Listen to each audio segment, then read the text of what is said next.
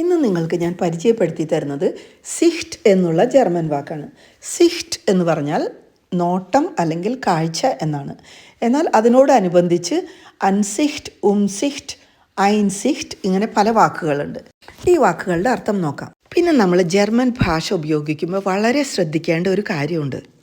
Nouns എഴുതുമ്പോൾ എപ്പോഴും capital ലെറ്ററിലും വെർബും അഡ്ജക്റ്റീവും ഒക്കെ ഉപയോഗിക്കുമ്പോൾ അത് സ്മോൾ ലെറ്ററിലുമാണ് സ്റ്റാർട്ട് ചെയ്യുന്നത്.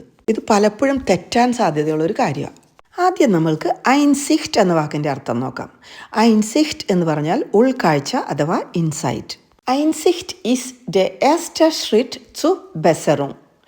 ഇംപ്രൂവ് ചെയ്യുന്നതിനുള്ള അല്ലെങ്കിൽ മെച്ചപ്പെടുന്നതിനുള്ള ആദ്യത്തെ പടിയാണ് ഉൾക്കാഴ്ച. നമ്മൾ ഐൻസിഹ്റ്റ് എന്ന വാക്കിൽ നിന്ന് രണ്ട് വാക്കുകൾ വളരെ സാധാരണയായിട്ട് കേൾക്കും. ഐൻസിഹ്റ്റിക്, ഉൺ ഐൻസിഹ്റ്റിക്. ഔഫ്സിഹ്റ്റ് എന്ന് പറഞ്ഞാൽ മേൽനോട്ടം അഥവാ supervision. Das Kind muss unter ständiger Aufsicht bleiben. ആ കുട്ടി നിരന്തരം സൂപ്പർവിഷൻ അല്ലെങ്കിൽ മേൽനോട്ടത്തിൽ കഴിയണം. അടുത്തത് ഉംസിഹ്റ്റ്. ഉംസിഹ്റ്റ് എന്ന് പറഞ്ഞാൽ വിവേകപൂർവം ചിന്തിച്ച് ആലോചിച്ച് എന്നൊക്കെയാണ് അർത്ഥം. Sie plant ihre Reisen immer sehr umsichtig, keine Überraschungen zu erleben. അവൾ തൻ്റെ യാത്രകളെല്ലാം വളരെ വിവേകപൂർവം അല്ലെങ്കിൽ ചിന്തിച്ചാണ് പ്ലാൻ ചെയ്യുന്നത്, ഒരു സർപ്രൈസും അനുഭവിക്കാതിരിക്കാൻ വേണ്ടി. അടുത്തത് അൻസിഹ്റ്റ്. അൻസിഹ്റ്റ് എന്ന് പറഞ്ഞാൽ അഭിപ്രായം അഥവാ opinion. Was ist deine Ansicht dazu?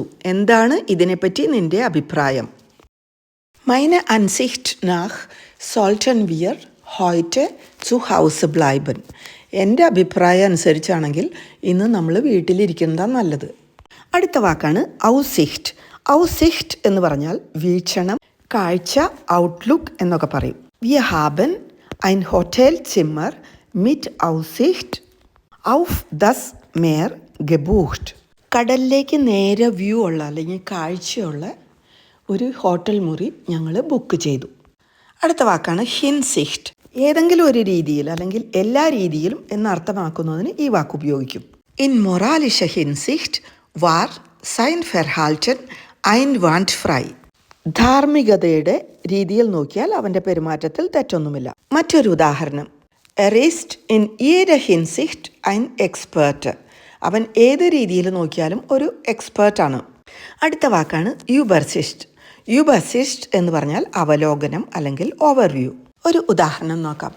Am Ende der Präsentation gab es eine kurze Übersicht. പ്രസൻറ്റേഷൻ്റെ അവസാനം ഒരു ചെറിയ ഓവർവ്യൂ അല്ലെങ്കിൽ അവലോകനം ഉണ്ടായിരുന്നു. Thank you.